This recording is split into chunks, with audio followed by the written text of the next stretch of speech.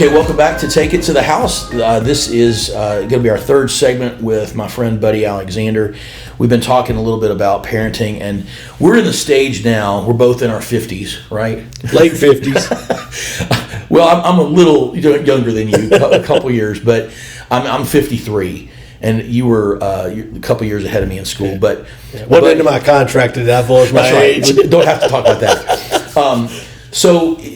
So, Buddy, it was funny. I was talking to Alex Deitz, who's been on the show with me before, and he said something about feeling old because we were talking about the NFL. He's 26, and I said, Alex, you think it's hard when you realize most of the NFL players you watch on TV are younger than you. Yeah. Wait till all the coaches are younger than you. Like that's a weird thing when NFL, the average, like somebody hired a 36-year-old as the head coach of the NFL. I've got golf shoes older than him. So. Yeah. So I think probably the heaviest thing, I don't want to say it's always the most important thing, because maybe it is the most important. It's maybe not always the most urgent. You know, when you think about tasks and time management, you think about urgency and importance. Probably it is the most important thing, but you want your kids to be able to handle the world. You want them to be prepared. You want them to have sound judgment. You can't teach them how to make specific decisions because you don't even know what those situations will be in the future for them. One of my good friends that I grew up with actually had a younger sister who was probably one of the greatest athletes in the history of Harpeth Hall, Mary Price Russell. I don't know if you know who she is. But she had a son that played for Dabo Sweeney, long snapper at Clemson. He ended up getting some NFL tryouts and just decided, I want to go on with my career and just kind of move on. But one of the things that her mom used to say that she has used over the years with Jack, and Jack's a successful young adult man now, but it's work hard on preparing your kid for the road. Don't work on preparing the road for your kid. And well said. That's so interesting and so well said, because I think a lot of times we focus so much on what's the right school, what's the right team, what's the right coach, what's the right fill in the blank for my kid. And so many of probably the greatest thing about athletics to me that prepares kids for life is we're fortunate that our kids and us too, we're post-Vietnam. You know, we don't really know the culture of the draft and having loved ones die in action. You know, our grandparents dealt with that, and that was, if they lived through World War II and Korea and Vietnam, most everybody knew people who had died serving their country. That's a hard thing that families have gone through that we've never had to go through, and that's a blessing. But at the same time, when you have it easier, sometimes that makes you less prepared. And athletics provides a way for kids to be challenged, to be pushed. And we've talked a little about the intensity of football. There is something about football that's a little bit different. We played sports for a long time, but I don't think I ever recall playing basketball or baseball and being at practice and thinking, I think I might die today. And I remember there were a couple of times when I was a kid growing up. I remember one time specifically in 5th grade at Coach Hesse's two-a-days, when if you didn't make the sprints, you didn't get water. That was how get sued now for that. Yeah, exactly. But and even maybe once or twice in high school, where I remember thinking, I think I'm just going to collapse. Like, I don't think my body can go anymore. And I just remember thinking, okay, if this is the end, man, life has been good. But when you face something that's that difficult, where you just think that this is the end, and you're a kid, you don't really know, and so it wasn't really the end, but you really think that way, it changes you. Because then when you get in other situations, you're like, well, it wasn't as bad as that day I thought I was going to die. And so work challenges and everything else can kind of be prepared. But athletics allows those challenges and even those failures. And I think so many times as parents, we forget that it's not just the hard work that pays off with victory and success and scholarships. Sometimes it's the getting cut from that team. That's the huge teaching moment. Sometimes it's the losing that championship. Sometimes it's the having that season-ending injury that is so tough for so many kids that changes things. And you don't, as a parent, want horrible things to happen.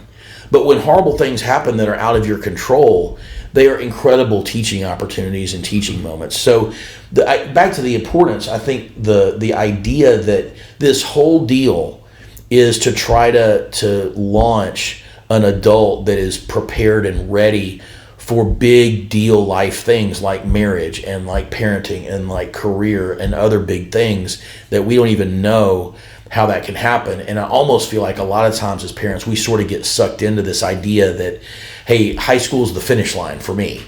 And once I get to, if I can just make it to that, then, well, good luck. But now you have great relationship with your kids, and talk a little bit about, did you think about your relationship, your long-term relationship with your kids and what you wanted that to be like as you built your family? Or have you seen that in other families or any examples of that? Well, for me personally, I don't think I ever parented with that type of vision on the backside of it. Yeah. However, I did. There was something internal that I was always guarded against making a win or a loss bigger than it really was. And if you play enough sports, you learn how to handle that. And the kids don't necessarily, right, but they watch your reaction to that. Right. So, you said some stuff about going to college and so forth. And I mean, my view on that, now that I've done all that, and where did sports play into that? College to me, unless you're pre-med or maybe an accountant or a specialist, civil engineer or specialist, if you're just general studies or management or marketing or some of the things us athletes took, to me, college is really just a litmus test on, for 4 or 5 years, can you get up and go every day? Can you answer the bell? When mom and dad aren't there, get up on your own alarm. And to me, that's where sports, that's the parallel. I mean, I like you, I remember more two-a-days than I wish to, but I always made it to the next day. And if you can answer the bell the next day, I think that's the ultimate lesson in sports. If you are depending on wins and losses to define success, you're going to have more losses than wins. Right. That's not the end all. Right. So I would be lying if I said I had that vision. I had the foresight to see what my relationships with my kids were going to be like. But I do believe internally I never dwelled on that, and I made sure that our relationship was always solid. And I think they know that. Yeah. It's funny because and I actually think of you, buddy, just in the last few years. Buddy knows this, but I coached at the high school level in other states and kind of semi-retired, came back here, and my daughter was a middle school girls basketball coach, and I helped her with those girls. And I tell people all the time, I knew coaching middle school girls would be different from coaching high school boys. What I didn't realize is how similar they would be. Mm-hmm. There's some real similarities to, high school kids in general are more alike than we think, that the teenage experience. But anyway, I really wrestled my whole career as a coach, probably more so than a dad. I don't think I ever let my role as coach overshadow my role as dad. Dad was always the most important role to me. But as it relates to coaching, I think I've always struggled a little bit internally, even in the recent years, with the competitive desire to win. And you can translate that so that it's not completely prideful and selfish as a coach, because that's a disaster if you got a coach like that. But if you have a desire to win and you want that for your kids, that's a good thing. But at the same time, like you said, if the winning becomes, so it's like the A on the test, really, the winning is. Because the truth is, if all you say is, I just got to make A's, first of all, you're not going to make all A's. And so what are you going to do when it's not an A? How are you going to respond to that? But also, it's, it destroys the journey for the destination. And it's almost like that you've got to realize that the little decisions along the path that you make up what these kids are becoming more than just the outcome, the final result. And so that's just a hard struggle. And I think it's hard, just as I think culturally, we all want to be winners. And but I have found that the other thing that's kind of tough, to kind of back to the vision thing, is there's sort of a balance between the daily grind and the doing the little things every day and kind of that long-term vision. And I think most of us tend to naturally be attracted to one or the other. Some people, I think my wife is a little bit more of a grinder when it comes to just productivity and the type of worker that she is. And that's so beneficial in so many ways, because she's focused on what's next, boom, boom, boom, the consistency, the preventative maintenance. She doesn't experience a lot of crises because she's prepared for things. And then on the other, that must be a good trait of all good coaches, have wives like that, because mine is the same way. Yeah. But what's funny is I was more that way as a coach than I am in my general personality, because my general personality is dreamer, vision, long term. I would, if I could just sort of feed my guilty pleasure every day, I would just sit down and plan. And I would just do plans, long term visions, and then I would just hand it off for the grinders to do the work. And then I would just, what are the next plans? What can we do next? The creativity part of it. And the truth is, each needs the other. The thing about the dreamer, though, is that needs to be done in very small doses. Maybe, once a week, maybe you kind of reflect on, okay, where am I on the big path, or at the end of the season, a couple times a year. But the grind is something that if you omit that, then the wheels just fall off. You've got to get that stuff done. Well, just shifting to the last thing, and then we'll kind of wrap up for the day. But you have been heavily involved at school with kids being recruited. A lot of college football coaches. I know you've been involved with kids that have played other sports in college. I know you've got the head girls varsity basketball coach is a basketball legend, Rhonda Blades Brown, and her son Blades is a golf phenom.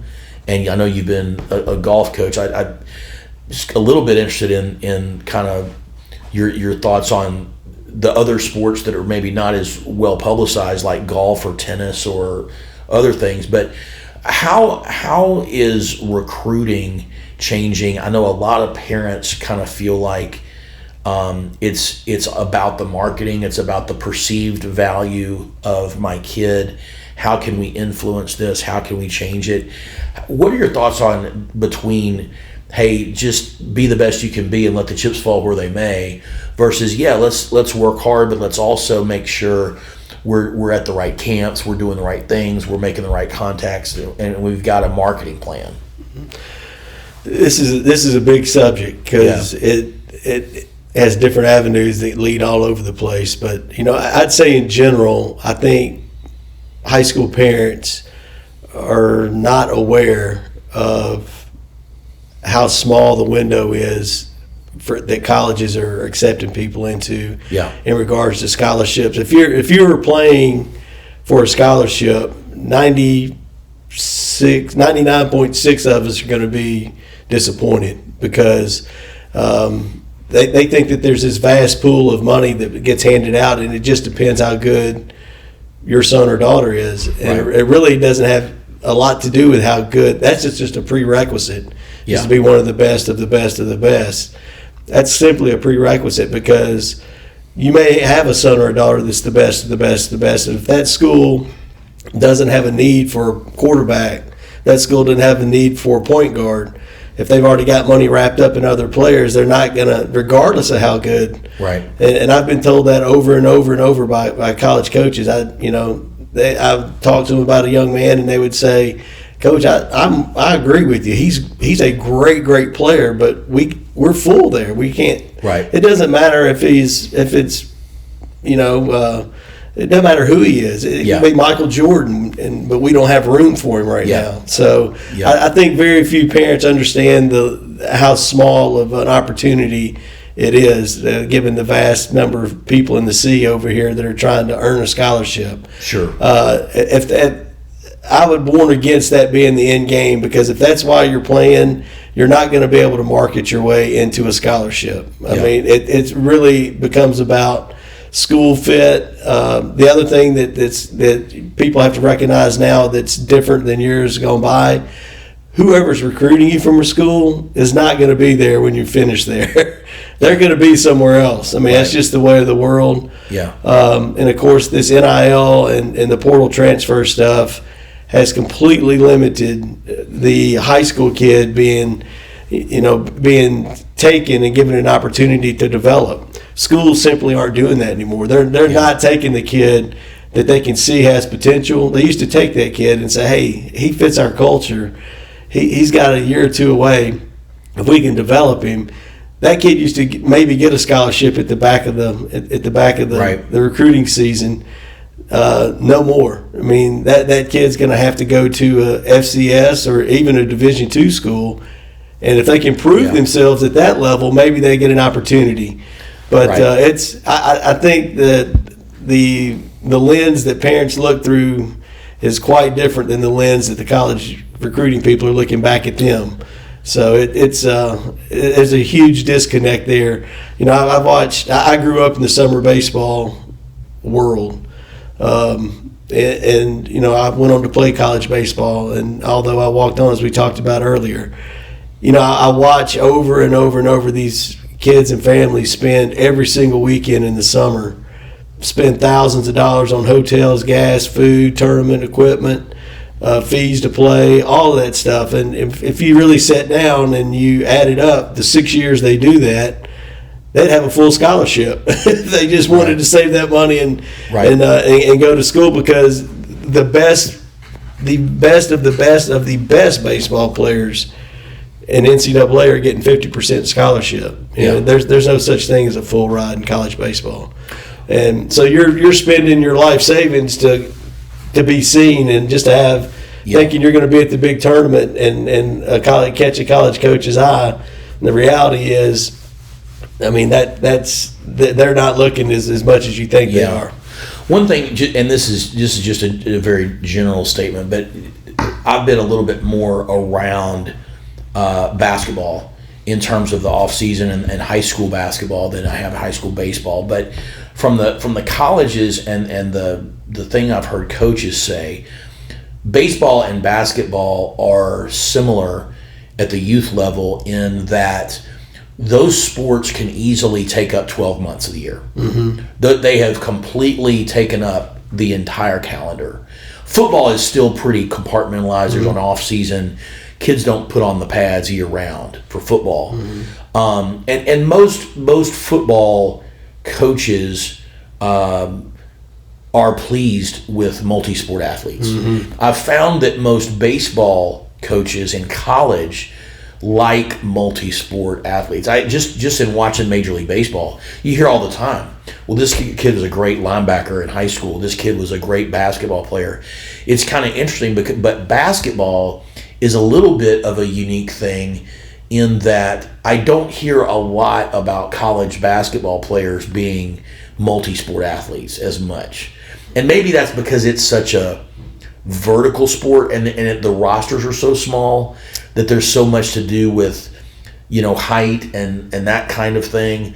But I have found that to be kind of interesting. And like you said, with football in particular, I think that Harbaugh going back to the NFL and I think that Saban retiring is not an accident, that it's timed with the way things are changing.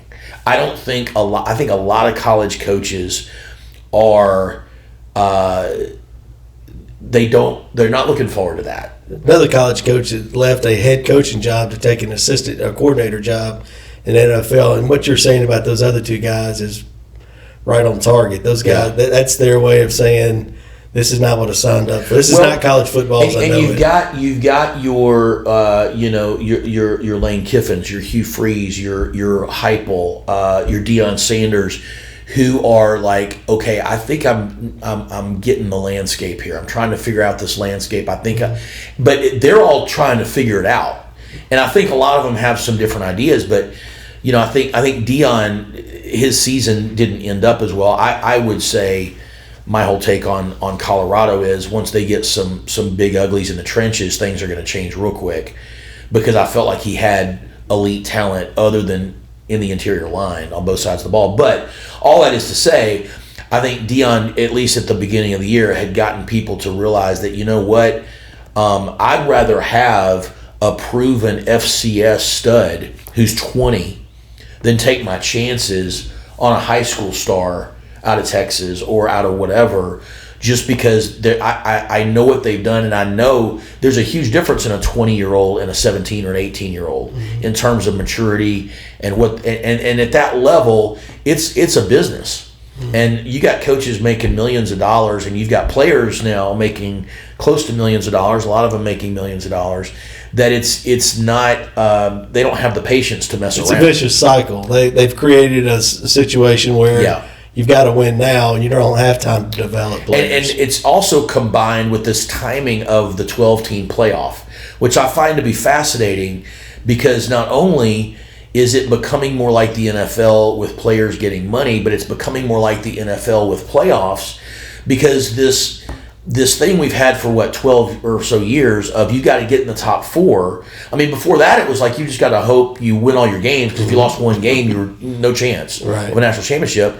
Kind of that way with the Final Four, but now it's like, okay, if I just get in the top 12, I got a shot. And I think, like to your point, with the transfers going crazy and with the money figuring itself out, I think it's going to be, I think the next 5 years we may have 5 different national champions, and I would bet you that whoever wins the national championship next year and the next year after that, 5 years from now, may be terrible. They may have nobody. Because I think teams are just, it's going to be feast or famine. They're built to win now. Yeah.